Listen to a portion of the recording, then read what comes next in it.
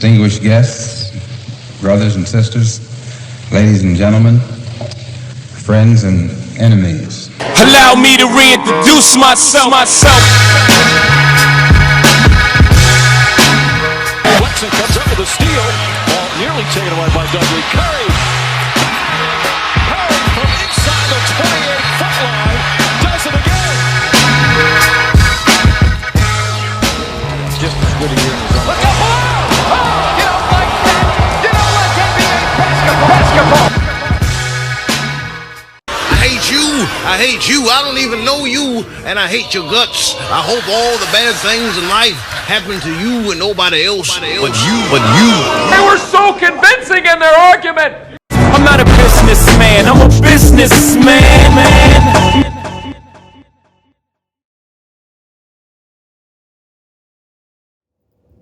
Good morning, good afternoon, or god damn it, good evening. How is everyone?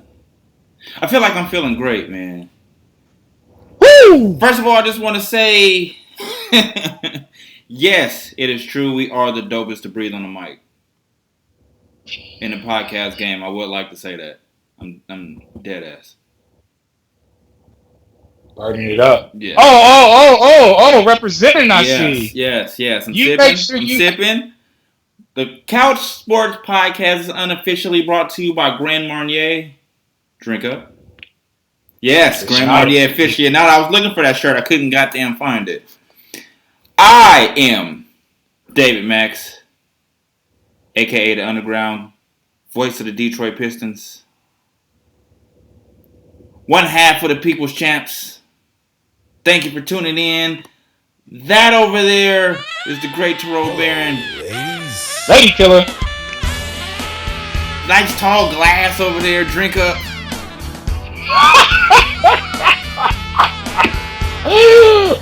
It's funny that you say glass. Ladies, feast your eyes, huh? Let me take off my grandma glasses and just look deeply into the camera.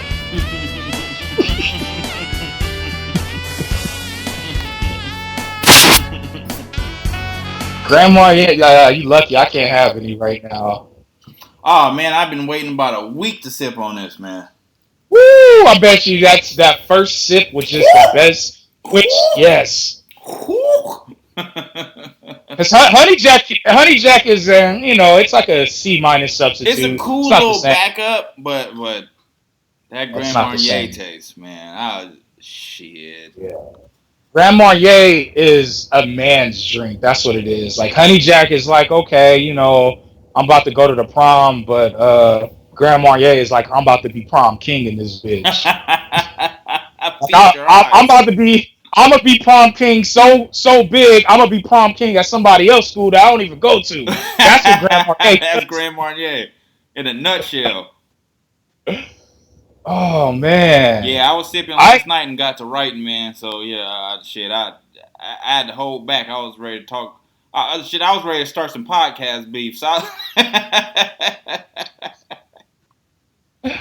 oh man, it's like you just got signed to a deal and you looking for who hot on these streets out here. Right. Who want it? Right. I was really sitting there tripping on life. I'm like, I'm looking around, quote unquote competition. I'm like, man, these dudes suck, man. We really are the illest to breathe on a microphone right now. Really, we are the best podcast that nobody's heard of yet. And as soon as this word keeps leaking out like it's doing, it's over. Because right now it's a little, it's bending corners. Little Lombard Street here and there. Yeah, it's bending another corner. A little ill left, bust another right. One-way street. Now we gotta make a U-turn up out of there and keep spreading the word, man. We doing it. A quick left and an overhand right.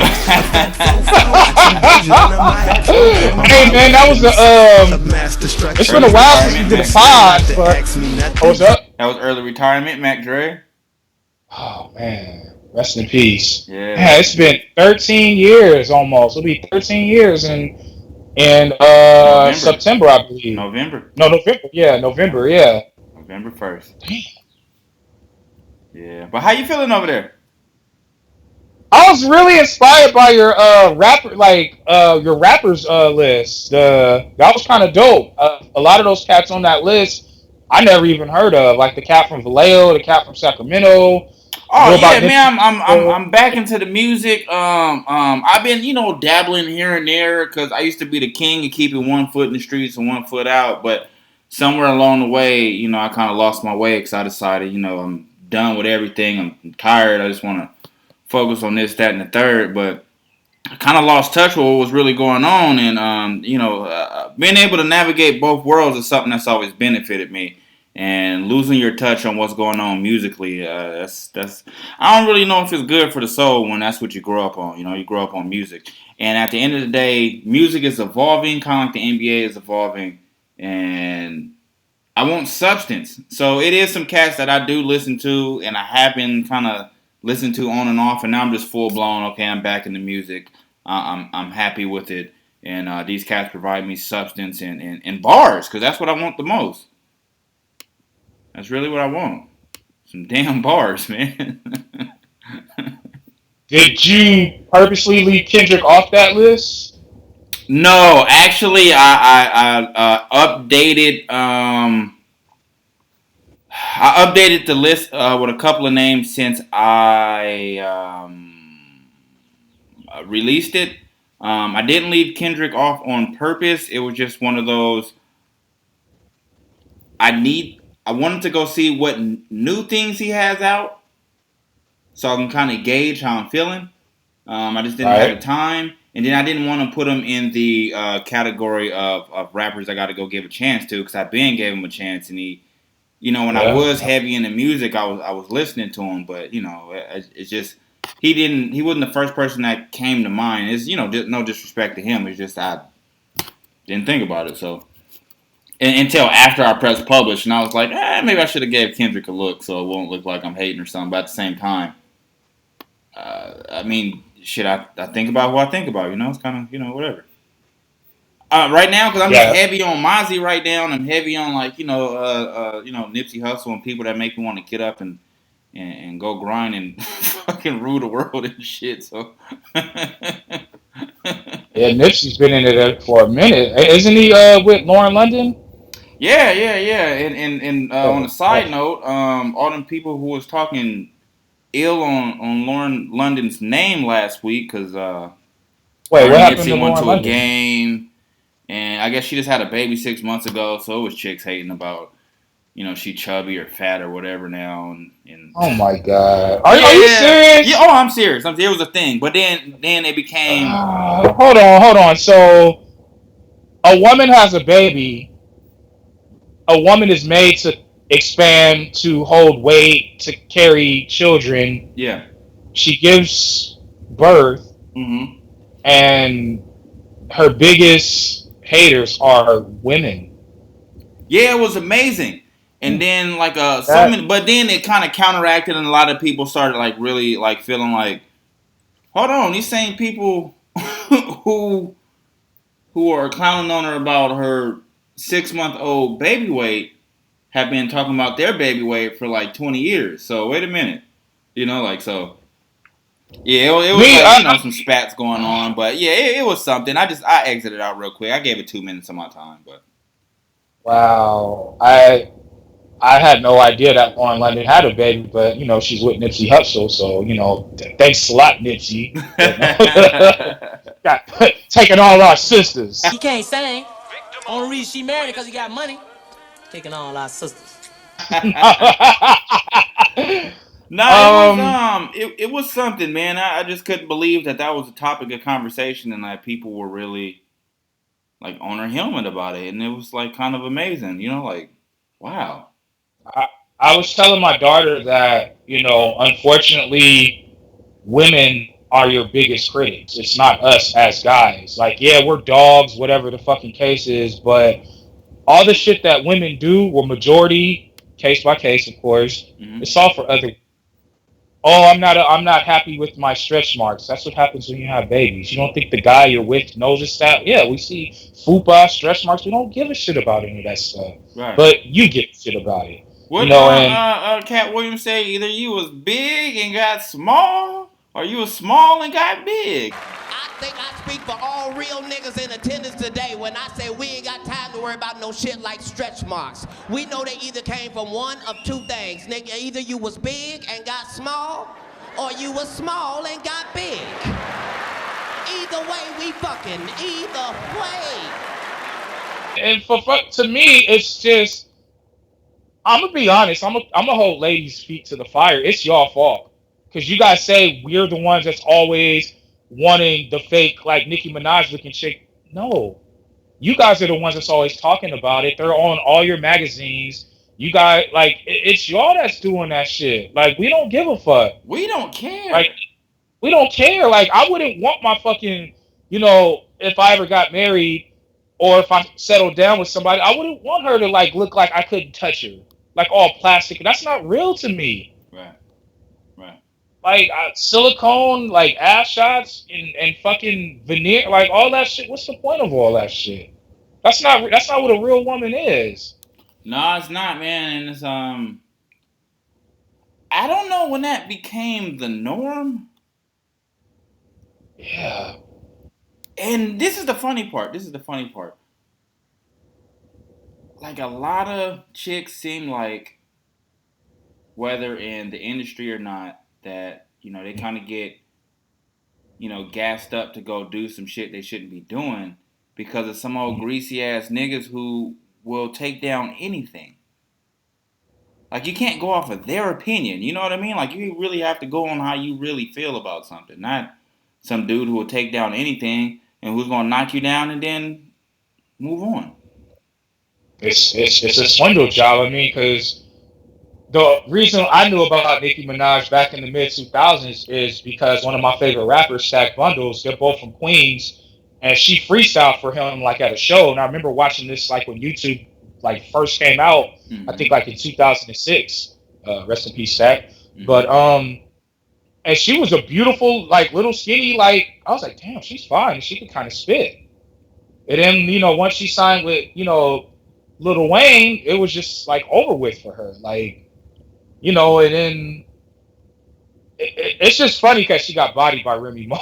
Like, the person who was responsible for her, like, she stole Remy's style and ran with it when she went to jail. But I mean, the funny part is when Nicki ran into Lil Wayne and them, Lil Wayne had just figured out the blueprint for pop. Yeah. And when he made that switch to start making more pop sounding music, it was like rap pop. But he knew what he was doing because that's where the money was. And I get it. I wasn't mad. But then he brought on Drake because Drake used to spit bars before he hooked up with them. Then Nicki used to spit bars before she hooked up with them. And I mean, he taught them all the blueprint and they all ran with it and got huge. And I'm not mad, but it's kind of like, at that point, it's almost like the stretch four. Like, you're not a power forward anymore. Like, now you have to change your title. I totally agree. Like a Charles Barkley, Karl Malone-esque power forward equivalency to a rapper today would be a Kendrick Lamar, a Nipsey Hussle, a J. Cole. I'm talking about like new era rappers, Yeah. That is that's why the relevancy was there for me. I was like, okay, I could totally like dig what you're saying. Oh, you talking about my list? Yeah, with the list. It's because it's funny bars, man. I want substance. I want that feeling. Like, I finally got that feeling back I used to have where, you remember when we was coming up and you just wanted to put somebody in the earphones? Right. Like, if you knew you had to go walk a mile to a BART station or to a bus stop or just whatever, to the store, you got to go run some errands, you were slapping them earphones on and you wanted something to motivate you to go get this done. Yep. That feeling was gone for so long, and I'm just glad I got that kind of feeling back. Like, now I can, I still listen to my, motivational guys, but sometimes when I don't feel like listening to, people tell me I can do it when I'm trying to wash some dishes or clean up. Like, I need something to make me, distract me a little bit. So yeah, it's the same thing. Like I always say, like there is a market for every type of genre, like bubblegum rap. There's a market for it. It's just oversaturated. Like It's hella oversaturated, I, but I see it changing now. I'm just going to take your word on it when it comes to the new artists, and then I'll look them up from there. But I'm still stuck on with mid '90s, late '90s, early 2000s. Like when Remy Ma released Sheether, and all these Nicki Minaj fans was like, "Oh, why did she say that about her brother being a pedophile?" I was like, "Well, because it's fucking true." And then there's no fucking censorship in diss rap and battle rap. Right. That Like, I feel like rap is the what the last fuck? stronghold of Right.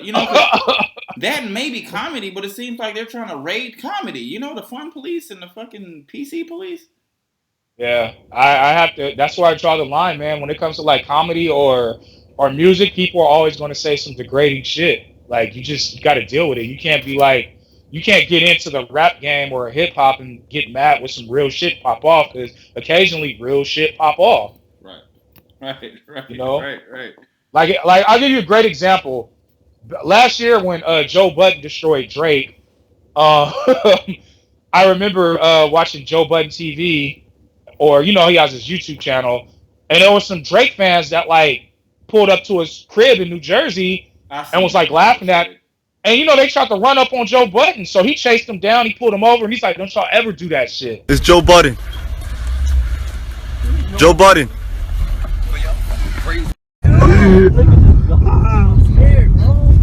This man's dead ass chasing us, boy. Yo, we're getting chased by Joe Budden, my nigga. I'm trying to make. Sir, yo. Sir, that wasn't me. Yo, back off! That wasn't me. I'm back sorry. off! Block again. I'm gonna kill one of you little niggas. All right, I'm sorry. Sir, I'm sorry. Yo, chill. Sir, Like, it's real out here. I don't give a fuck like whose fan you are. Like, you don't come to my place of fucking residence and think it's all cool because I'm beefing with Drake or whatever the case is. Right. And these dudes, I don't know what they look, foreign or Middle Eastern. I don't know what the fuck they were. But some people think shit is funny. Right, and that's the thing. It's like you're not built for this. Like you don't there's it's like honor amongst thieves. There's shit that you do. There's shit that you don't do. Yeah. But this new generation, they think because everybody's connected via social media that gives you a pass. Like camera phone. Right, that like I'm cool with Drake, so I can go say fuck Joe Budden's in front of Joe Budden's house, and and it'd be all good. Right, because Drake favorited my tweet, so.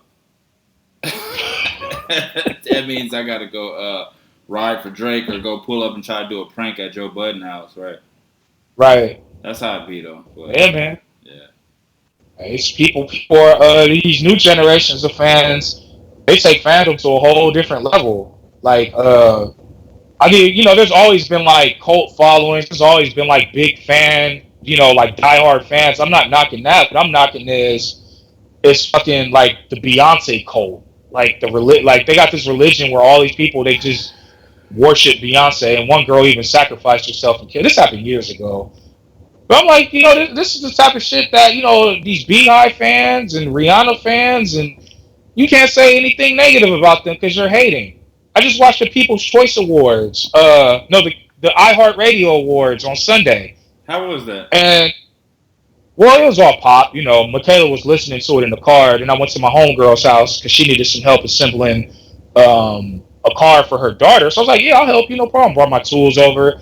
And her other daughter was watching the iHeartRadio Award. So, they had the biggest award of the night wasn't like Song of the Year or newest like musician. It was like biggest fan base, like biggest fandom of the year. Biggest fandom? And fandom, yeah. So they had like Nicki Minaj, they're called like the Beehive. No, they're called, I forget what Nicki Minaj is. Beyonce's is the Beehive, Rihanna's the Navy, Lady Gaga's the Monsters, Justin Bieber the Believers. And, it's just all these people, like, mostly like girls. There's some little boys in there, like, 15 to 19. And I'm just like, okay, I'm like, that's all fine and dandy because it's something like I don't give two shits about, but as soon as you say something about them, they want to pull a knife on you and kill you and shit. It's not that fucking serious. Right over somebody that you don't even know. Right. Does that even count as camaraderie? No, it doesn't. Fuck that. Look, man, I grew up loving Bone Thugs and Harmony, Nas, Mac Dre, Tupac, etc., etc. When somebody talks shit about them, man, whatever. You know, it's no big deal. I ain't about to get in no fucking fight or argument about some fucking musician. What the fuck I look like? There are people who do that over sports stars, though. Yeah, I've seen it. Or teams and shit, and I mean it's the same thing. It's cut of the same cloth, it's of the same family tree, but it's people who do that same stupid shit and really, like when you're young, you kind of fall into that trap. I can see where you fall into that bullshit, but as grown ass people, it's always just like, really? Like next thing you know, people are gonna be fighting over fast food restaurants and bank establishments and shit. Right. Shit is hella dumb. But I mean, percentage. Right. Yeah, people will go to war over the dumbest shit, man. But I think it has something to do with people wanting to feel significant. There's no excuse, but that's what it has to do with, you know. Like, I don't know, man. It's like certain things I'm not even. Yeah, it's not even worth my time to. You know, they're like, it's like what brother, shout out to brother Kushite Prince, fellow blogger. It's like he said about on his Beyonce post. He's like, you have grown ass women who are in their late 30s, early 40s, who are ready to kill you when you criticize this woman. And I'm like, exactly. Like what? Like what's the fucking? Like it's like nobody can take constructive criticism about anything anymore. You know? I just want to know where does that get you in the end? Like, when you're like 40, 45 and shit, like, do you reminisce on that, like, with your kids or your fucking other 40-year-old friends? How y'all was ready to, like, go to jail over some fucking celebrity who don't even know you exist? Oh, man. How is it over there in Motown, switching gears? What's the Everything's good, man. Everything's good. I mean, nothing to really. I mean, it's cold. It's fucking. Well, it's not hella cold, but I mean, it was like 50, 60 today or something like that. I celebrated about that. Ain't that some shit? I think the body is amazing because once you go through 0 degrees and -5 or 10, and I'm speaking as a Californian because I'm sure people have gone through worse, but. Once you go through that, once you see 40 and 50 degrees and the sun is out, you're like, woo! Yes! You know? I agree. Oh, yeah, I mean, I when I was a tour guide, I would get people around this time, you know, from the Midwest and all over. And, you know, it'd be like 50, it's 52 right now out here. And I'd be like, damn, it's kind of cold. And they'd be walking around in shorts and tank tops and shit. Man,